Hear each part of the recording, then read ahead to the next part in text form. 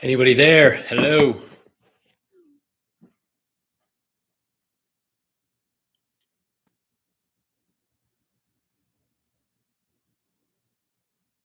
Disaster. Yo, sorry about that. I don't know what the heck um I was doing. I don't know how that stuff works. Obviously, my first time. We'll figure that out. We'll get better with it. But we're here. We're live. We'll give everyone a minute or so to log in, and we'll start the questions. And we'll start our first YouTube live stream. We're here. We're doing it. Sorry for the technical difficulties. Next time we'll make sure this goes a little bit more smoothly. But yeah, thanks for being here. The point of this live stream is to build up a pilot community. So I know when I was first starting out, I didn't really have many people to kind of ask questions to, talk to. And that's kind of what I'm doing with pilotpetefly.com.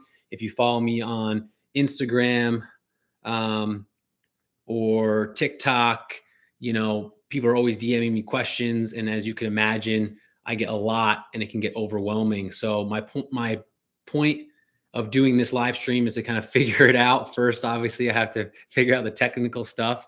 And then once I figure out that, we'll get a smoother transition. We will start doing like weekly Q&As, maybe some one-on-one coaching, mentoring, whatever it may be. I'm not sure yet. We're just getting this started. So without further ado, I'll stop yapping and see what questions we might have coming on. Let's see. I turn off.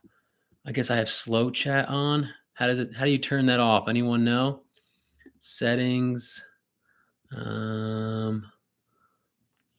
Sorry guys, again, I'm bad at this. People can't type questions until every minute. All right, that's not good. Let's see, live chat. Slow mode is on. How do I get rid of slow mode? If anyone has, we probably can't respond. I don't know how to get off of slow mode.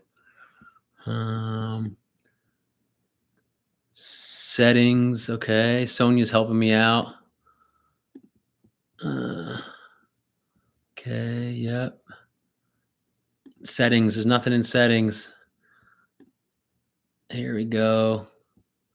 Sorry, people. Nope, not in there. Customizations. There you go. Slow mode. Slow mode is off. Saved. Slow mode is off. Chat away. Okay, perfect. We did it. Thank you, Sonia. And again, I apologize for all this stuff. I'm just learning. I'll get to the questions now. Thanks for always valuing your family relationships. No problem. Of course, it's the number one thing that I do value. Will we see any Europe trips with the 767 this year?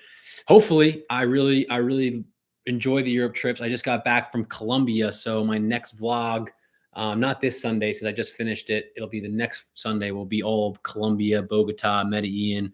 So look out for that. From Krantiz, first question. I was wondering, what specific major did you pursue at ASU? I was wondering, as I am a current junior and planning on visiting ASU for a tour. Nice. Go Sun Devils, number one. Shout out ASU. I was in the Aviation Management Technology program, AMT, with a concentration in professional flight. It's a long way of saying I was in the flight program. So I joined it my sophomore year.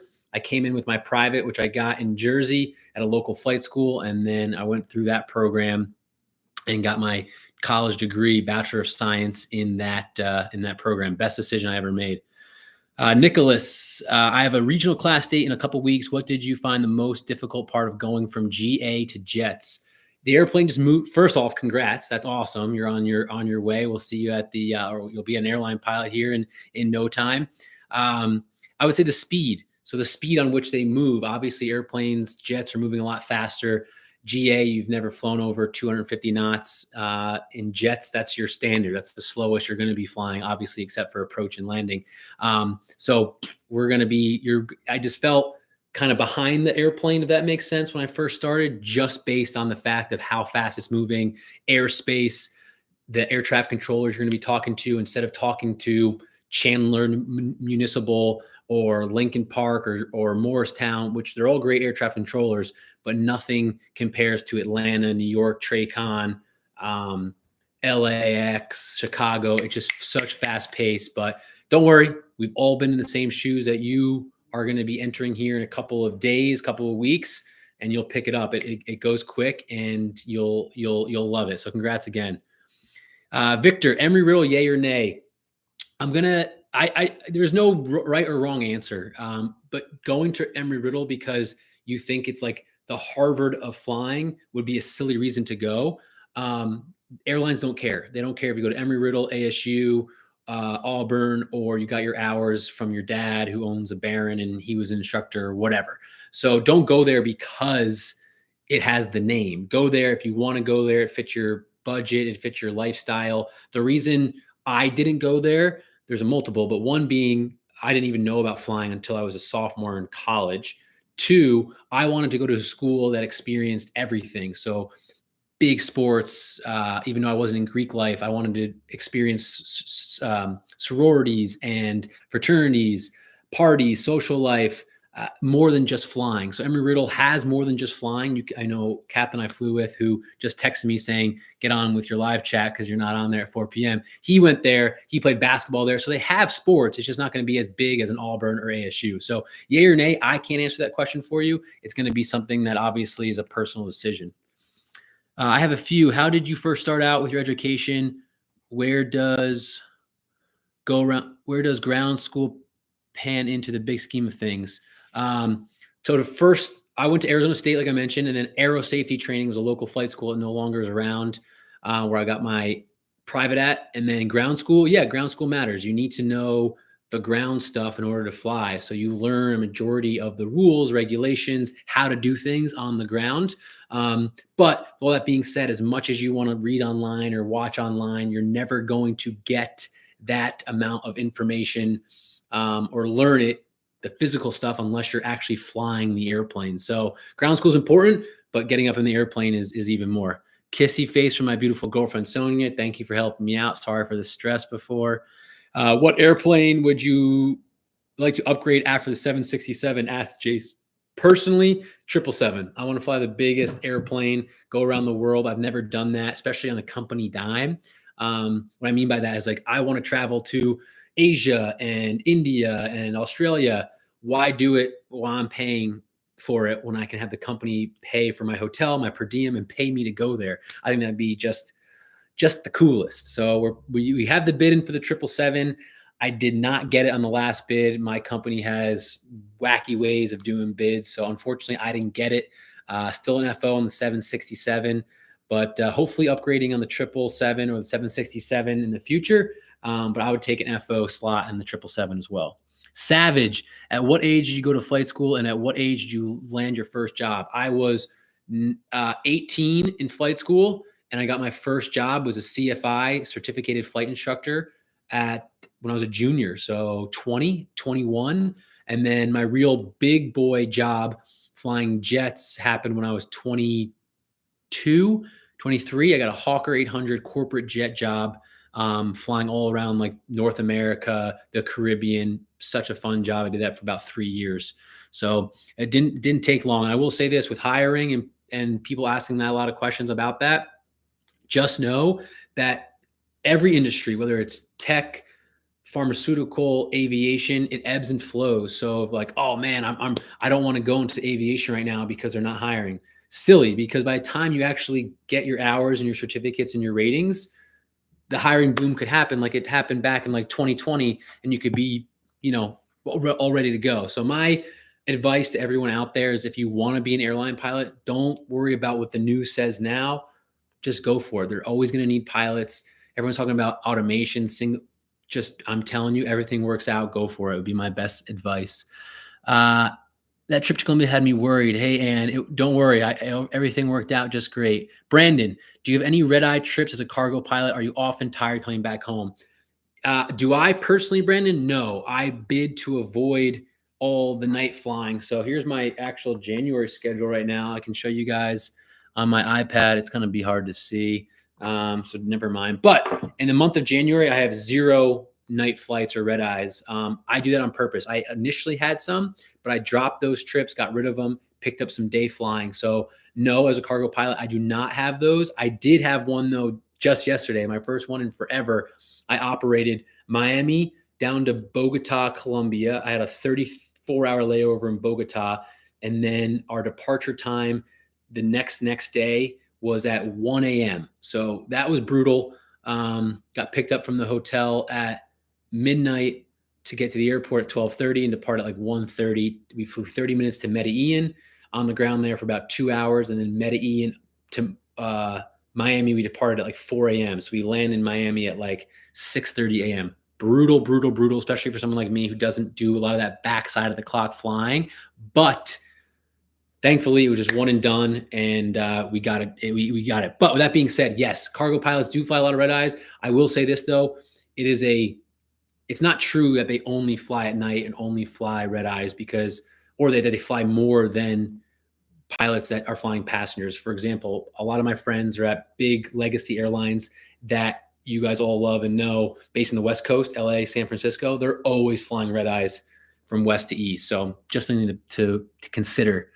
What are the pros and cons of flying cargo versus passengers? Mac 2, thanks for the question. I'll go quick with these ones. Pros of flying cargo: boxes don't complain. Am I allowed to curse on live stream? I'm not sure. I'll keep it PG. Boxes don't complain. This could be a pro or con. Flight crew, there's no like flight crew to butt heads with. There's no flight attendants. And there's no external factors like gate agents, people getting drunk on the plane. The normal stuff you see on the news, we don't have to deal with that. It's all my job is to fly from A to B, which is the same as a passenger airline. But even though you're flying A to B and that's your job, you still have to deal with the extra noise that's going on. So I personally love where I'm at. I love the job. I love the company. It's just an easier job in my sense, as far as not having to do with what we're not paid to do. So when I did fly passengers, I was a captain on an A320, an FO on an A320 based here in New York City. It was always something. It was always something going on with the passengers. So I personally love where I'm at. Sweet. I live right across from Manhattan here in Jersey. Actually, do you have any flight school recommendations in the area? Asked Krantz. So I was aero safety training in Lincoln Park, New Jersey, November 07. Unfortunately, that shut down. But I always tell people, it's not the flight school. There's no good or bad flight school. It's the instructor, right? It's like a school. If you go to Harvard, right, thinking, oh, Harvard's the best school. Yeah, but if your teacher stinks, or your professor and you don't get along, or you just don't learn well from that person, how they speak, how they present, you're not going to do well. So don't worry so much about the flight school. Worry about the instructor. Well, Pete, how do I know if the instructors are good? You don't. Go to the school, do a discovery flight, talk to these. You're about to drop 5, 10, 15, 100 grand on flight training. You're in control. Remember that. You're in control. Go up with someone that you met on the ground that you either, you like how people we're human beings. We're good at first impressions. So as soon as you meet someone, you don't like them, say, I don't want to train with that person. Once you go up with them, if they have a teaching style that you don't really get along with, remember, you're in control. Go to the flight school and say, hey, thanks to Bob. He was great, but he's just not for me. Can I try Andrew or Sarah or Chris? And always know that you're always allowed to switch until you find the one that fits you best. What made you choose? Oh boy. Hopefully I didn't go too far. Again, thank you guys for your patience. First timer. I'll get better at this, I promise. Brian, received the non-negotiable t-shirt. Thanks for speedy processing. Brian, thank you for the support. I really do appreciate it. If you guys are looking for those, pilotpetefly.com. Non-negotiable t-shirts are out now. Brian, again, I appreciate it. Zhang, do big airports, LaGuardia, JFK, provide internship opportunities for high schoolers? Yes, they definitely do. I don't know exactly what they are, but airlines offer them. The airports do. I never had an internship, but I threw bags and loaded planes and did customer service at Phoenix Mesa Gateway, IWA, the same airport that the flight training was at ASU. And the airline it mostly serviced at the time was Allegiant. So I met a lot of Allegiant pilots. I met some higher ups in the C suites that came by. I didn't really love the job, if I'm being honest. And it was paid though, it was an internship. But yes, that's one of my biggest hacks. I tell people, apply to be an intern at Southwest, Delta, United, whatever city you kind of live in, and get that is a prestigious job to get, or a prestigious internship to get. I was always jealous of the guys in college that and girls that got the internship at Phoenix, Maine International, and were like interning for Southwest because they had a shoe in so much better than anyone else. Meeting the CEO, meeting the president of hiring, even though they weren't qualified yet, they did a good impression. A couple years down the road, when they were ready to get hired, they were first in line. What are some things that stand out on an application or resume for a regional? Ask Yanni Manny. Volunteer work. What I always tell people is everyone has the requirements to be a pilot. So you need something else to stand out. So for me, that was like my volunteer work. I was very active, still am, with Pilots for Kids, nonprofit organization. I know people stand out with like master's degrees, right? So like higher education. I'm not saying that makes you a smarter person, but it shows that you're able to like complete something that could be fairly difficult. Volunteer, higher education, and then like showing that you really love flying. So, hey, instead of just getting like the bare minimums, did you get your CFI? Did you get your CFII? Maybe you're multi-engine instructor. Did you get your seaplane license? All those kind of things, and then just different jobs in the industry. So when I flew corporate, before I actually flew the jets, I worked in the office and helped them with like billing and accounting. It was miserable. I hated it. Desk jobs aren't for me. But I was able to put that on my resume that like, look, I have multiple different roles within aviation that I have done and enjoy. So I think that will help you stand out. Sawyer's Aviation. Hey, Pete, I'm only 14, but have wanted to be an airline pilot since a little kid. Is there anything I can do now to prepare? You're way ahead of the game at 14. That's awesome.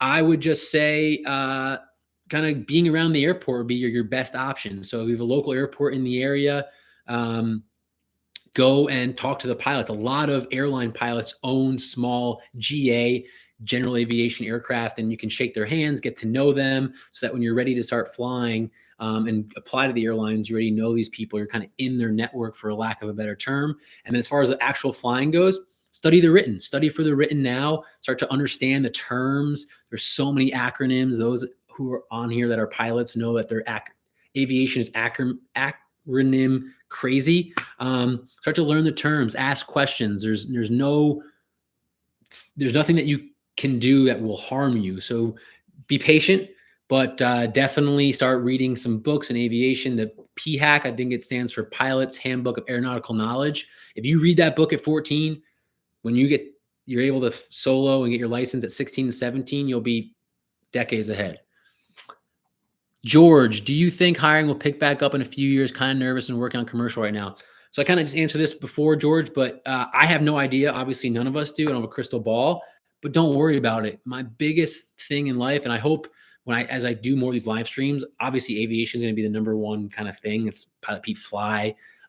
But I love talking to people about other things than just flying. And this will kind of be a caveat to that. Control what you can control. George, you can control getting your commercial, passing your check ride, getting your hours. The list goes on and on. Can you control whether or not another tragedy in aviation happens? No. Can you control the economics around the world? No. So why stress about that? I get it. I'm not saying you're crazy for thinking this way, but my personal opinion, focus on what you can control. Everything will work out. If it doesn't, then guess what? You're going to have such an ability and a skill set that you'll be able to do something else with, whether it's flying air ambulance or going into the military or flying. Planes are always going to be around, right? No matter what. So say in 2 years, I snap my fingers, pilots are desolate, no longer needed. Obviously not going to happen. But if they did, guess what? Guess who's going to be first in line to fly the airplane's remote control? Me, right? I'm going to be ahead of the game. I know how to fly. I know the airspace, all that stuff. It's not going to happen. So don't take that out of context, but control what you can control, George. Best of luck. Don't be worried. You'll get a job. You'll look back on that question in 2-3 years and you'll be like, I'm glad I stuck with it. G-Nobes. Hey, Pete, thanks for all the videos. True inspiration. I'm an instrument right now. Wondering if I could share with you a app brief looks like. I could share what an approach brief looks like. I'll do those. I don't think you can show me on here, but awesome. Thank you for the support. I appreciate it. Good luck with your instrument, and check out my flight debrief videos that I'm dropping after each flight on my YouTube channel. That I'll go over like the approach plates and stuff like that. Chris V, what's up, my man? With the wildfire situation, how do you plan the fly around the area in this case? Great question. I just dropped a TikTok and a YouTube short on this, but basically it's safe to fly. I'll just start with that, because airplanes, or I should say pilots, and the airlines themselves are not going to put their $1 million pieces of equipment, their team members, like their crew members, flight attendants, pilots, all that stuff, and then especially their passengers in harm's way. So if you're flying into LAX and it's scheduled to go there, don't be afraid. You're going to be fine. With that being said, we have what's called NOTAMs, notice to airmen, or notice to air missions now, I believe is the technical term. And it tells us where the fires are, where there's TFRs, where we can fly, where we can't fly. Air traffic control also has that information. Every airline has a meteorology department that's tracking this 24/7, 365. I haven't flown into LA during this crisis. Prayers to everyone out there, by the way, especially if you're on the West Coast, be safe. And especially to those firefighters and first responders, we love you. But true story, I just flew from Bogota to Medellin. There's an active volcano somewhere around that area. Our dispatcher sent us a note right prior to takeoff saying, hey, there's like a restriction of where you can fly. It wasn't near us, but it was close enough. They had to alert us, because volcanic ash can destroy and bring down an airplane. There's like a air disasters episode about this, because the soot gets into the engine, clogs the filters. It's like terrible, terrible for jet engines. That being said, pilots are aware of that. Airlines are aware of that. So they're going to be routing their planes around that debris, dust, ash, all that nasty stuff that's coming from the wildfire. So perfectly safe to do so. And again, the short answer is like the NOTAMs and stuff like that. Everyone's kind of just giving the information up to date as it happens. Wes, the pilot, hiring is my biggest question. I'll be hitting 1,500 hours in May, and the hiring prospects look not great right now. What's your thoughts? Hopefully you're listening to the one I just said. The answer I just gave, control what you can control. Everything will be fine. I promise that even though we don't know the answer of what's going to be happening, this happens every generation. The pilots before me, the pilots after me, there was a hiring boom, and then there was a 1,500 hour. It used to be you only needed 250 hours to get hired. That's what I went to flight school thinking. When in 2011, 2012, 2008 or 9, I forget, whatever the legislation passed, I think it was 2010. They said, hey, you now need 1,500 hours. I was like, what? I needed 250, now I need 1,500. It was going to take me years. Hiring completely slowed down. It was a disaster, but then picked right back up, got hired at a bunch of different airlines, upgraded. I'm at a great company now, flying a 767. So control what you can control. And if anyone tells you it will or will not pick back up, they're lying, because obviously they don't know. Tim, Pete, thanks for all the content. I was based in Memphis many moons ago when I flew SOBs for Northwest Airlines. Oh, awesome. Tim, thank you for the support. I appreciate it. Not on your life. I fly the 777 to Asia and Europe all the time on Microsoft Flight Sim. Nice. 777 lover. Hey, Pete, love your vlogs. Watching in a very cold UK. Live chat is great. 777 the beast. Thank you for the support. I appreciate 777 lover. Hopefully I'll be on that airplane soon. And it's also brick frigid here in New York, so I feel your pain. Mac 2, any tips for airline interviews? I will be applying to British Airways Speedbird program in February. Hello from the UK. That's awesome. Best of luck. Yeah, my biggest tip for interviews is be yourself, right? Like the biggest advice I got was they know have the technical knowledge to fly the airplanes, or you wouldn't be asked to get an interview. You have to have the hours, the certificates, the ratings, all that stuff. They want to make sure, hey, when I'm sitting next to this person, can I fly with them for a 14-hour flight? Because potentially you could be flying a 777 for British Airways, and that's a long time to be stuck in a small space with someone. So they want to make sure you have good communication, making sure that you're socially aware. They want to make sure that you're presentable, right? Because you're going to be the face of the airline. You're going to be face of a company, of a brand. So put on your best suit and tie, groom your hair, unlike what mine looks like now, get enough sleep, perfume, deodorant, the whole nine, and go into that interview as if it was the last interview of your life. So that's what I did for all my interviews, was like, this job is the last one I'll ever do because I want to retire at this company. That didn't always end up being the case for me specifically, especially with the situations that have happened throughout the years. But with that being said, I went in with like, this is where I want to be. I love this company. Last thing I would say about that is do your homework. Know some of the in and outs about British Airways, about the cadet program, to show them that not only do you want this job, but you're also knowledgeable of what you're about to get into. Aviation X, do you think the MD-11 will be gone soon? Not soon, but yeah, soon. It's old. It burns a lot of gas and it's archaic. I've sat in the jump seat a bunch. I would never want to fly that thing. And Bell, Atlanta and Dallas are a whole other speed of landings and takeoffs. Don't know exactly what that means. Sorry, but they're big airports for sure.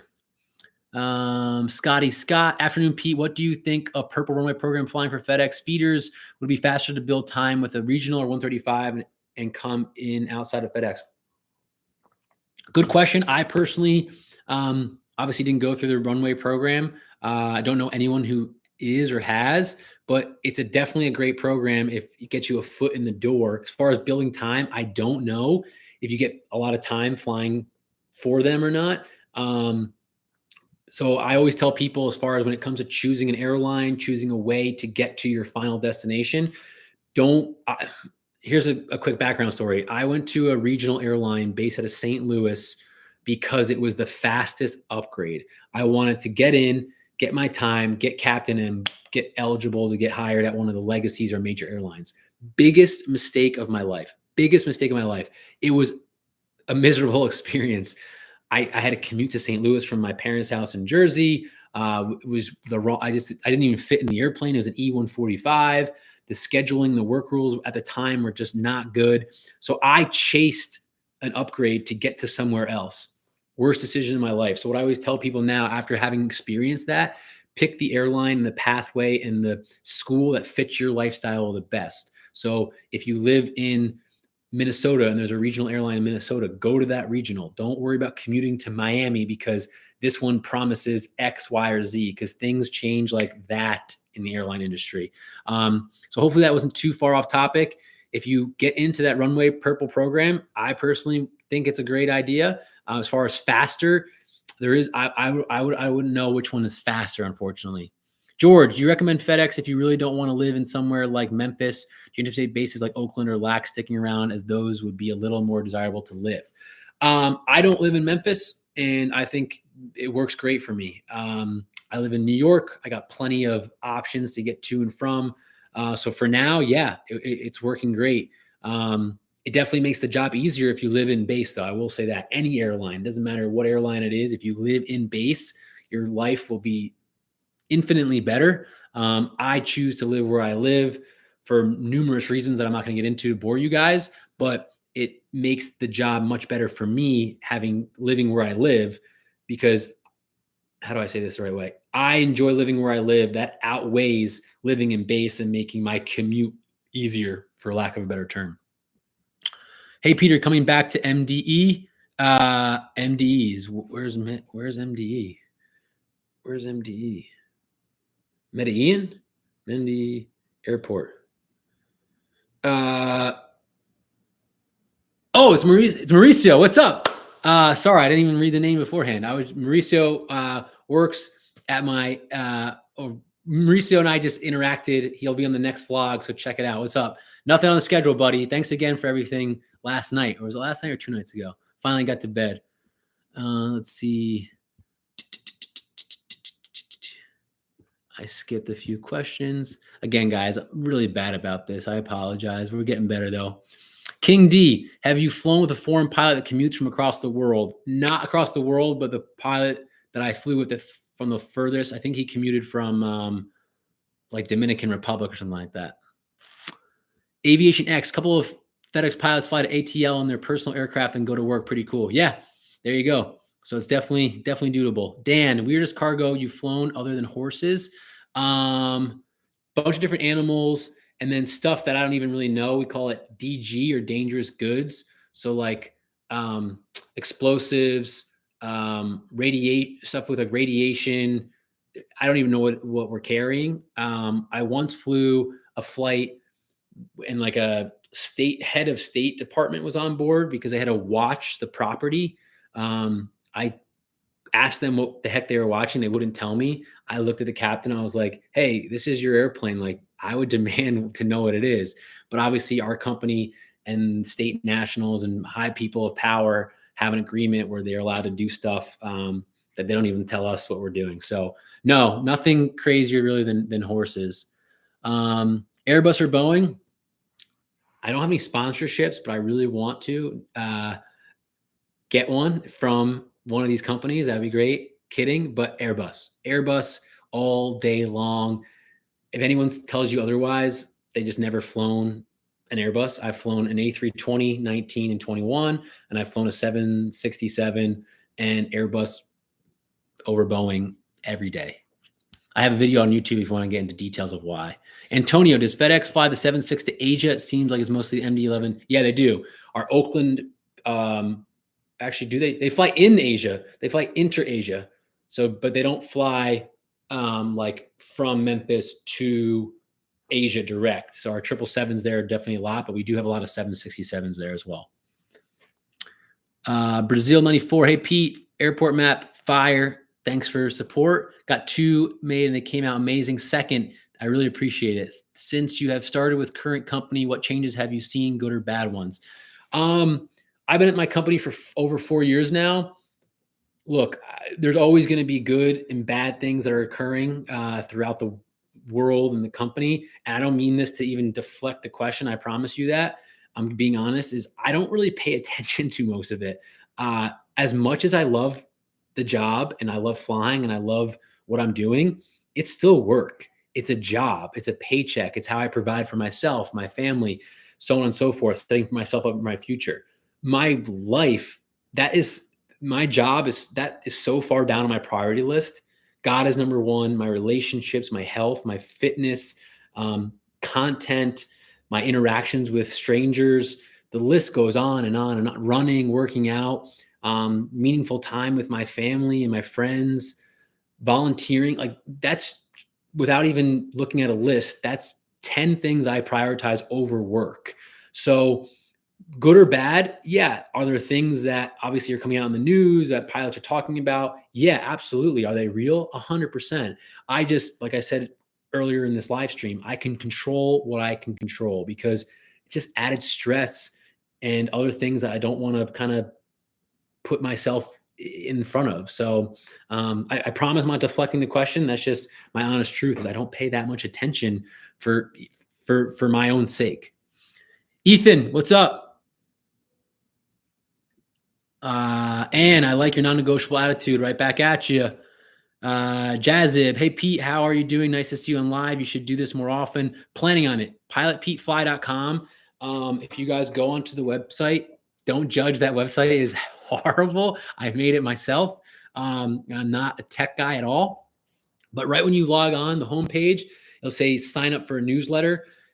There is no newsletter, but because I don't know what I'm doing. If you put your email in there, though, that's how, moving forward in a couple of weeks, months, when I finally get this community and everything built up the way I want it to be built up and streamlined, that's going to be my main point of contact, is going to be emailing you guys with like, hey, I'm going live now. Ask your questions. There's going to be different kind of ways to connect and like build a community and answer your guys' questions and hopefully provide value, because that's at the end of the day what this is all about.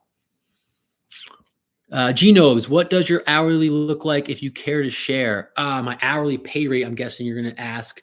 I don't care about sharing. It's on airlinepilotcentral.com. They're all active, any airline. I'm a 4th year FO, and I believe my hourly rate right now is like 198, maybe 2. I'm not really sure. But yeah, it's all public knowledge. You can go on that website and find out everyone's hourly rate. RJ, hi, what's up, man? Hey, Pete, amazing vids. It's hard to build time. Is it hard to build time in college? Gamer, no, for me, it wasn't. I got a flight instructor job at my university. So I was a junior, 2nd semester, and then all senior year, I was a CFI at ASU, building my time, getting my hours, and just made it work that way. Bad fires in LA. Yes, absolutely. Praying for those people. Callan, what was your total time when you got your first hawker job, and how did you get into that? It's a great question. My total time was around 700 hours because to be an SIC on a Hawker Part 135, Part 91, you only needed a commercial multi-engine license and then the type rating, SIC type rating. How I got into that, hack 101. You guys, if you're listening and you want to be a jet pilot, you're lucky that you're on this stream. I went to CAE Simuflight, CAE, Flight Safety, they're the same thing. They're simulator companies all around the globe, but especially here in the US. And I became a second, what do they call it? A supporting crew member, SCM, supporting crew member. What that did, it was a free job.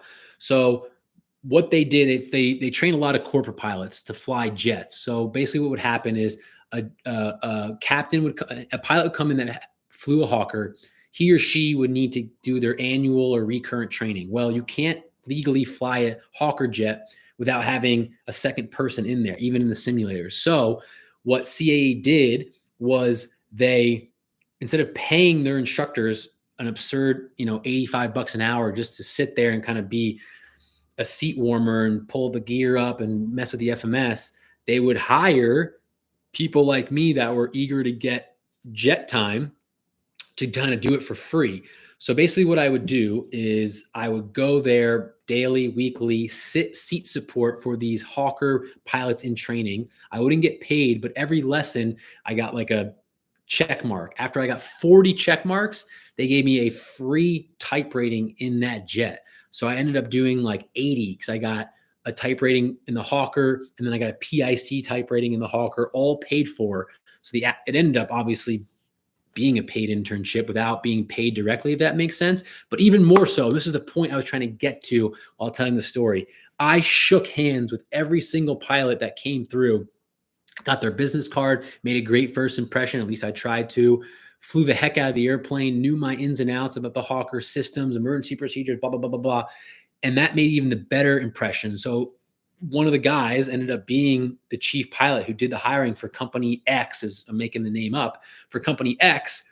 He's like, hey, we're looking for an SIC. Would you be like, you did a really good job in there. Would you be interested in coming up to, upstate New York and flying our airplanes?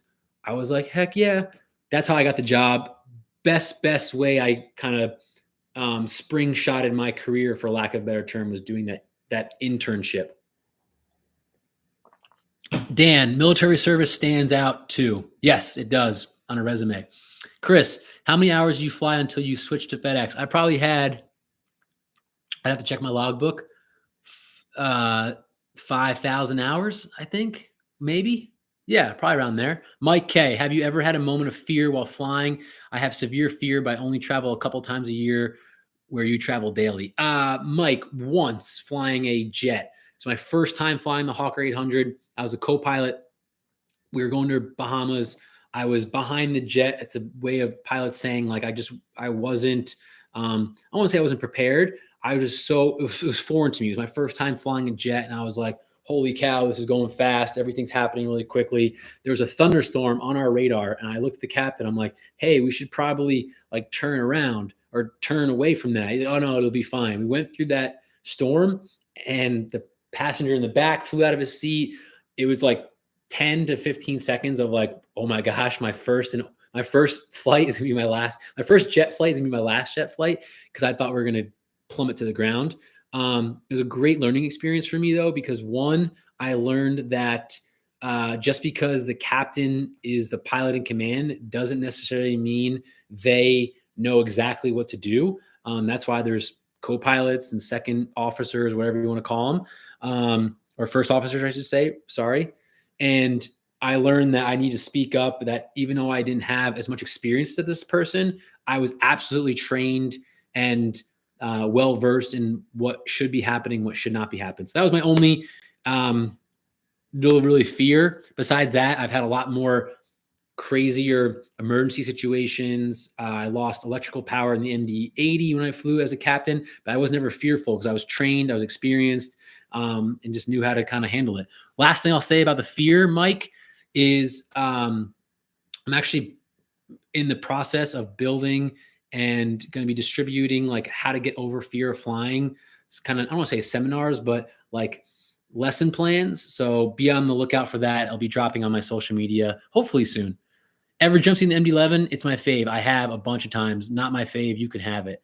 Judy, great info, Pilot Pete. How did you choose your current company? You don't really, I would say you don't really choose them. They choose you. I applied to every airline. There's pros and cons. I always tell those people, if there was a perfect airline, we'd all be working for that one. There's pros and cons to every single airline you work at as an employee. So I applied, interviewed, got hired, loved the company, jump seated around with my friend who already was at the company, was like, man, this is how it is here. Like the pros and cons, like I was saying, the best thing, one of my favorite things about my current company is when I set the parking brake, the job's over. I don't have to wait for passengers to deplane. I don't have to worry about like write-ups from flight attendants, all this stuff. So yeah, it just was the right fit for me. Toby, hi Pete, I'm 17 years old from UK. Been interested in doing commercial pilot, but the only thing putting me off is the debt of the training. Do you think the pay is good enough to justify it? Yes. I mean, I don't know about UK. I don't know what British Airways pilots get paid. But here in the US, absolutely. It's like doctors. I always say this. It's not really comparable because doctors are much smarter than pilots, but doctors go into like hundreds of thousands of dollars normally of debt going through med school and training. But once they get out and they get the residency and they get their specific thing, they end up making a lot of money. It's the same with airline pilots. I know airline pilots that make, without even trying, 350, 500,000.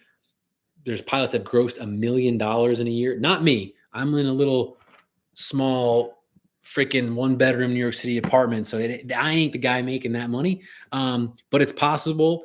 So yeah, I think it's definitely justified. But again, that's me personally. You're going to have to make that decision for yourself. I wish you the best.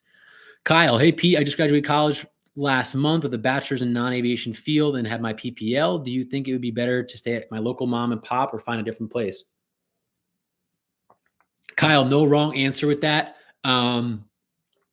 Pick the one that fits your lifestyle the best. If you're looking as far as like what will airlines want better, they don't care.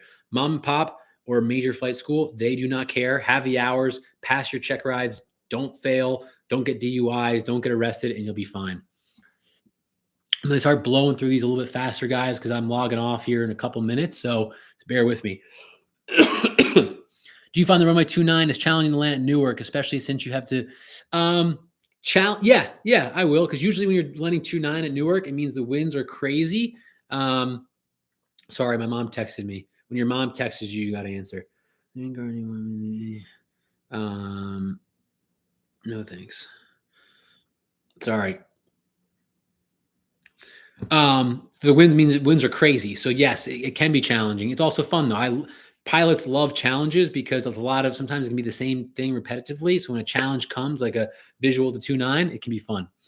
Lord, hey Pete, thanks a lot for the consistent upload schedule. Appreciate it. Out of the 10 aviation changes I nerd out on, you're the only one doing that. Hey Lord, I appreciate that. More to come in 2025. Let's have a year. Aviation, yo, I'm only 15, but I've been wanting to be a pilot since forever. I play Microsoft Flight. I realistic sim to real life. Should I go to the Air Force after high school or should I go to college? You're gonna get the same answer from me. Personal decision. I can't make that for you. What do you prefer? Do you want the opportunity to fly giant Hercules C-17s or F-16s or whatever the heck military are flying? I don't have any experience in that, as you could probably tell. Or do you want to get your hours, have a college life, play intramurals, Greek life, parties, socialize? You know, there's no wrong answer. So I would pick the one that fits your lifestyle the best. Have you considered purchasing a GA plane as soon as I win the lottery? Yes. Definitely in the future, just nothing that I can afford at this point. Foxtrot, already pilot on B-777, can I apply for FedEx? Yeah. Yes, you can. Anyone can apply. Even people that don't have hours, and my girlfriend can apply. She won't get hired. She won't get asked for an interview, but anyone can apply. And aviation for the Air Force, to be a pilot, you have to be an officer that requires a degree. Anne has your answer right there. Dylan, how do one listen to ATC Live? You go to atclive.net. They have a website. That's how I learned better communications for all those pilots and training out there. Hello. Blazer Gamer. Do you have any stories of how people handle losing medicals? Stories, no. I just know a lot of pilots who have, and I just know it's a very long road back. A bunch of pilots at my company or pilots that I know in general that I've flown with, especially the older people, because more medical problems happen as you get older, obviously, usually. It's a long road. The FAA can stink with that, and it can take a long time. So, unfortunately, I don't have any little like detailed stories to give you. Just I know that it's happened, and people have gotten them back, and then have people are still waiting for years to come. Arnold, love your videos, Pete. Keep them coming. Appreciate it. Thank you for the support. It really means a lot, guys. It really does. Most challenging cargo horses requiring most modifications to ops. No, it's all the same for us. We fly the same. Obviously, we'll try to make it a smoother landing. We don't slam on the brakes because they can't really go forward on their hooves. But besides that, it's normal procedures. Ever fly to Kansas City? MCI, of course I have. Can you choose your base? Yes, you can choose your base. So my company currently has Anchorage, Alaska, Oakland, LAX, Memphis, and Indianapolis.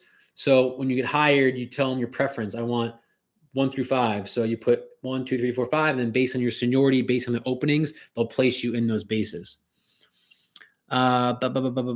Michael West, what regional should I go to if I want to end up at FedEx? Hopefully you're listening earlier. Doesn't matter. Go to the one that fits your lifestyle the best. Don't do what I do. Don't chase an upgrade. Don't chase a better plane. Don't chase necessarily more money if it's comparable in pay rates. Go to the one that will be easier for you. I always tell people, if you have one that's in your home city or in a city you want to live at, go to that one. Commuting sucks. Drishmack, fantastic. Thanks a lot, mate. Hope to see you in the flight deck soon. Hopefully as well. Hey, Rowit, Christopher, have you ever flown a Dash 400? I have not. Rowit again, shoot. Did I just move this thing too fast? Here it is. Frick. Sorry, guys. Here we go. Hey, Pete, I appreciate your humbleness in your videos. What is your advice on how to not burn out as a pilot? Take your time. There's no rush. I mean, yeah, everyone says like the quicker you get somewhere, the better your seniority will be. But remember, folks, this is your journey. So getting at the airlines when you're 22, if that's your goal, that's what you want to do, go for it. That will burn you out. And you want to get the airlines when you're 32, 42, 52, do that too. One life, enjoy it. People get so worked up on like doing stuff so quickly and 4 lessons a week and this and that. If you're burnt out, stop doing what you're doing. Relax, go work out, go find another hobby, paint, write poetry, play guitar, whatever it is. Derby, yo, Pete, do you know the Trent guy on YouTube who went from 0 regional in 13 months? How realistic is that? I have no idea who that is, but good for him. Is it realistic? Yeah, I guess so. If he did it, if you got 1,500 hours in 13 months, that's insane. Talk about burnout. That's burnout right there. What's the first plane they make you fly in the airlines? Whatever the airline has. So for me, my first jet was a Hawker 800. My first airliner was a E145. Corgi, when you started flying for the airlines, were you ever nervous flying so many people? No, never. They train you really, really well, and you know your job. So it's really not really scary at all, honestly. At least it wasn't for me. I'm an instrument-rated commercial pilot, and I love flying. On my way to CFI and II, but I still have some fears of flying. What do you say to people who are afraid of flying? Great question.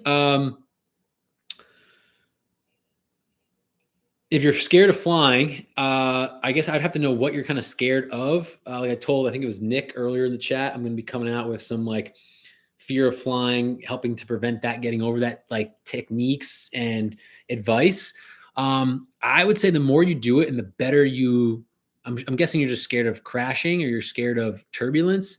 It does get better with time. I mean, I didn't like flying when I first started. I threw up. I told my parents to get our money back. I hated it.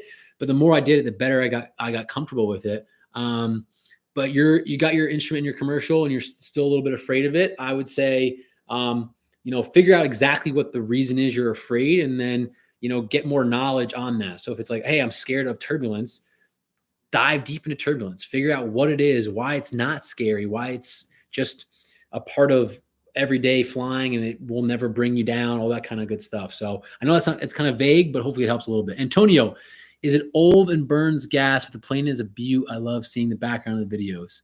Thanks for the support. Christopher, what's the difference between jet engines and propeller engines? Well, jet engines are like what you see on airlines, and then propellers are like those are propeller. I don't really know a good definition. So prop, airplane. So they have like these propellers. That's a propeller airplane. And then like what I fly, B767, those big things are called jets, like turbine engines. So that's the difference. I mean, there's obviously a lot of big differences, but like what type of fuel they take and all that kind of stuff. But that's your main difference. Watch all your videos. Currently trying to get my PPL, and my dude is part of my motivation. Been in limbo with medical. Sorry to hear about that limbo. Hopefully it works out. Fingers crossed. But I appreciate your support. I really do. Pete, you need to get a flight sim at home, man. I know. I have a flight series that I want to do so bad, and it's on my goals vision list for 2025. I wanted to get it done in 2024. My problem is I live in such a small apartment. I have no room for it. I'm actually considering even like renting out workspace to get a simulator. I want to do this series so freaking bad on YouTube and social media, and I think it'd be so much fun. I'm not telling you guys what it is because it's not out, obviously, but I have the vision. I know I got to lock in. Charlie, hey, Pete, cheers from Washington. What's up, Charlie? Nathan, where did you fly the Airbus? I flew the Airbus at a previous airline. One is headquarters in Vegas and one is headquartered in Atlanta. You can probably figure those out. Love that airplane. Christopher, cheers from Ontario. What's up? I'm also a dual, maybe you're not a dual. I'm also a citizen of the great country of Canada. I have my dual citizenship. My mom was born in Montreal. Marcelo, how long did you fly around Europe for on the 7.6? I did like 3 Europe trips like 2 or 3 years ago. I was there. One trip was, I did a back-to-back trip. I was there for like 15, 16 days. It was awesome. I loved it. What RBB, what plane did you fly before the 7.6? Airbus A320. Cardi, let's take the moment for LA fires. Yes, absolutely, guys. Pray, thoughts and prayers for all those out there, especially those affected. It's been hard to watch. Musa, where can I find the posters? PilotPeteFly.com, airport maps. Get them while they're hot. Get them while you can. I'm just kidding. They're not going to sell out. So they're available there on my website. When are you going to finally upgrade the Honda? Never. I love Hondas, especially ones I buy off Facebook Marketplace. That'll be there for a while, Cap. Chris, hi, Pete. Have you ever flown in and out of Anchorage, Alaska? It's one of the busiest cargo. I have not yet. I've been to 49 states. 50th state will be happening this year, whether it's with work or my Christmas present to my dad. I'm gonna get my seaplane license, but he's gonna sit in the back, and we're gonna fly around, get that, have a whole week together. So I'm really looking forward to that, but not as a pilot yet. Have I flown there? Charlie, I only fly the 7.6. So I'm type rated in both 7.5 and 7.6, but I only fly the 7.6. I love it. Tim, hey, Pete, I thoroughly love your content. Your channel is one of my absolute favorites. Tim, I appreciate that. Thank you so much for that shout out.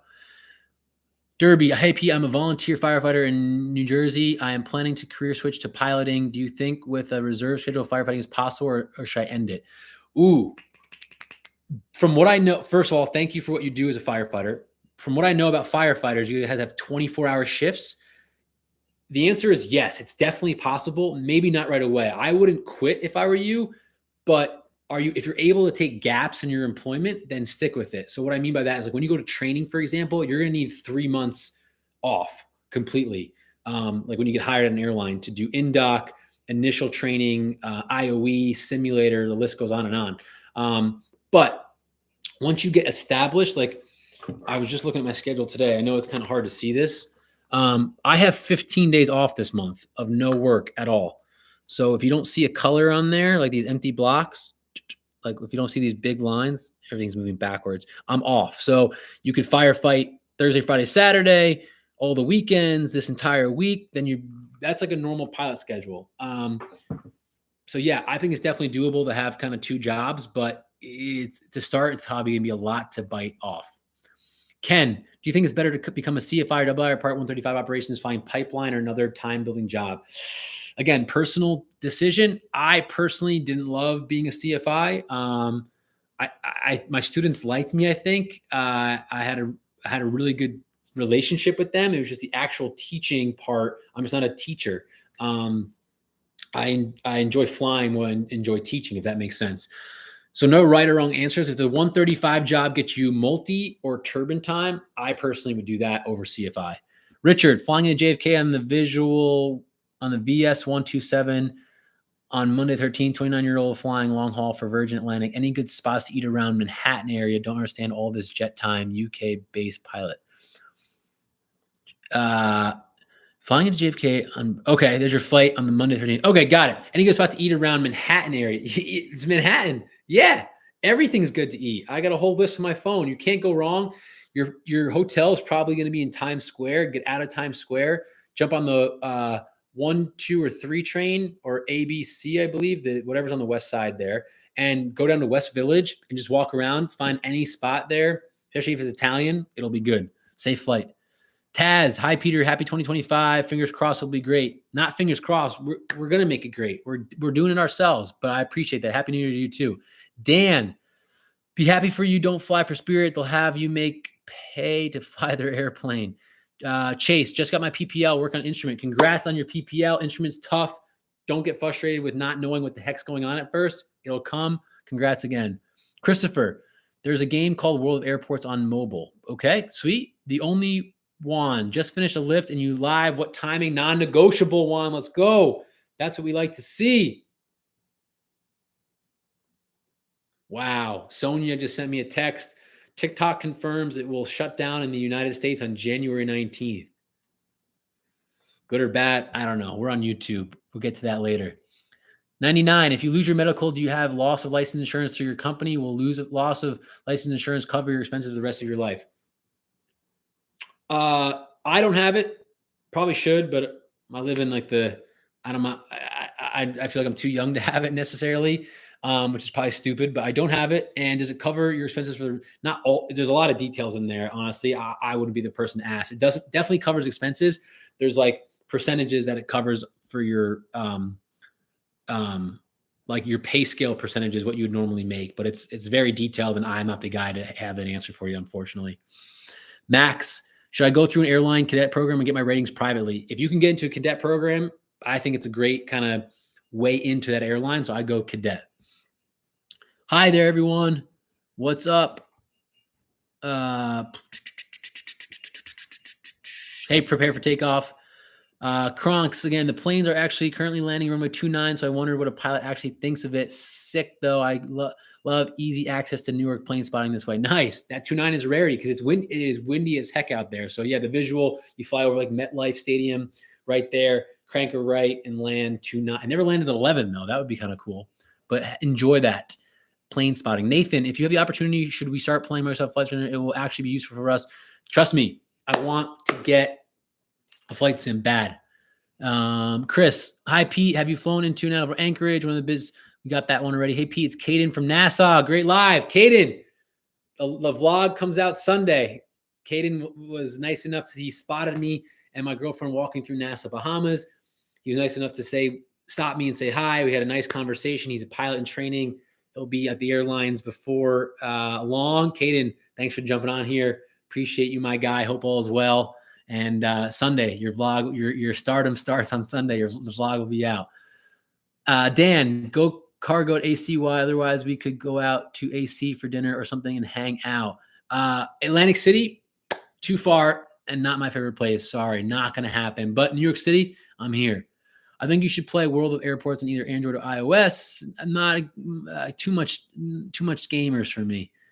Would you recommend CFIing or 1500 or CFI and then apply to a Part 135 to get turbo for regionals? Again, I answered that already. Can't go wrong. Either one. Pick the one that fits you the best. Do you ever fit your lifestyle the best? But I would personally get turbo time first. If you have the option to get turbo, go turbo. Jay Stern, 5541. Did you ever have an emergency? Yes, I've had a few. My biggest emergency was when I lost all electrical power in the MD-80. Landed safely. Passengers had no idea. We were delayed leaving We landed in Reno. We're delayed leaving Reno because of maintenance. Obviously, we had to get a lot done, but it was never really scary. It was kind of just like run the checklist, do your thing, and it all worked out. Overflying Afghanistan from Europe to Thailand soon. That's scary. Potentially could be, but I wouldn't worry about it too much. Airlines, pilots, they don't jeopardize their flight crew. They don't jeopardize their passengers. They'll circumnavigate any airspace that's restricted. What's up, Scarlett? I'm from Montreal too. Nice, Nathan. My mom and you got, I don't know if you're French Canadian. My mom's fluent in French though as well. Nav, how challenging is the time training to become an airline pilot? Do you think someone without a strong background in math or science could still succeed? Yes, 100%. I am an idiot, and I don't mean that as a joke. I am stupid, and I got through it. So if I can do it, you can do it. But even more seriously, no. Yeah, you do need a somewhat background in aviation, in math and science, but like very bare minimum. If you passed high school, you'll be fine. Trust me on that. Don't make that the reason you're not going for it. Matt, Pilot Pete will be the 777F soon. Speak it into existence. Thank you, Matt. I appreciate you. Q50. Hey, man, I love what you do. I have a question. I'm a student pilot with 20 hours now and wondering if you have any advice. Max, I'm in PNE, I believe. I know it's in Pennsylvania. I think it's on Allentown. Frick. I've flown into PNE. I know I have. PNE Airport. Northeast Philadelphia Airport. I believe I did like my first solo there. But either way, appreciate, man. Thank you for the support. Thanks for the boost. Student pilot 20 hours now and wondering if you have any advice. My biggest advice would be no one is a natural born pilot. So like you have 20 hours. I don't know where you are, if you've soloed yet, if you're not even close to soloing, if you haven't landed yet, whatever. Don't get frustrated and don't get caught up in like, how long should it take me to do this? Yes, the bare minimum to get your private pilot's license is 40 hours. No one gets it in 40. The best student I ever had at ASU, he got his in 45 hours. The kid was a wizard. He's a captain now at a Legacy. He was just on his game. The longest person I ever had, it took him like 160 hours. It's because they never came in to really train. They didn't pick it up as quick, but that's okay. It's everyone's your own journey. So don't get frustrated with it. Whatever your issue that is that you're having, ATC communications, landings, focus on that. And I don't mean while you're with your instructor, paying them, while you're in the plane, paying that Hobbs meter that's going off. Practice at home, chair flying, so steep turns. All right, I'm looking at and talk it out loud, visualize it. All right, I got my power at 2,200 RPMs. I'm looking at the horizon. We're straight and level. I'm going to bank at 30 degrees. I'm going to add a little bit of power. I'm going to pull back a little bit. I'm going to put that rivet on the horizon as we enter 45 degrees. I'm going to check my RPMs, add it up to about 2,400, a little bit of left rudder, things like that. Chair fly, listen to ATC communications on atc.net for free. Do all that stuff. In no time, you'll have your PPL. Again, Q50, thank you for the support. I appreciate you. All right, guys. This is my first live. I apologize for the technical difficulties. I'm going to end the stream here. Just going to answer one more question. And let's see.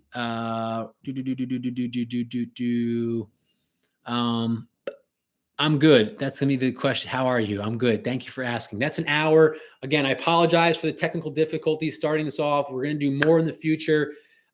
Just a few housekeeping items. Number one, pilotpetefly.com. Put your email in there if you don't want to miss these live streams or you want more personal kind of community thing that I'm building. It won't give you anything. It won't do anything. The only place that email goes is to me in my little database. I don't even know if that's the right term. But I'm collecting those emails so that when I do start my newsletter and I do start my community and my how-to and fear of flying, all that stuff, it's going to go out via if I have your email. I'm not going to spam you. I promise all that stuff. But if you go to pilotpfly.com, enter your email. And like I said, that's how I'm going to start building this community, whether it's live streams through YouTube or Zoom or millions of platforms are out there. I'm not exactly sure, but in all seriousness, guys, I really, really appreciate you jumping on. I think at the most I had 122 people here, which is freaking sweet. Thank you to all. Be kind out there. Happy Thursday. And yeah, pilotpetefly.com, pilotpete.fly on Instagram. I have a broadcast channel on there. Join that. Everything's completely free. That's where I update like when I'm going live and all that stuff. So be well, guys. We'll see you next time.